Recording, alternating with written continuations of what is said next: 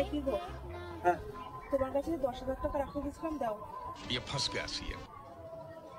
কত খরচ হয়ে গেছে গো? খরচ হয়ে গেছে মানে কিসে খরচ করেছো তুমি? আরে শোনো না, না, তুমি বাজে খরচ করেছো নিশ্চয়ই। তোমাকে আমি টাকাটা রাখতে দিলাম। আগে তো জিজ্ঞেস তো করো যে কিসে খরচ হয়েছে। কিসে খরচ করেছো, কিসে বাজে খরচ করেছো বলো। বলছি বলছি। মনে আছে পরশুদিন আমরা পার্টিতে গেছিলাম বন্ধুরা সবাই মিলে, হ্যাঁ, ঠিক আছে? সেখানটায় এবার সবাইকে বিল দিতে হবে।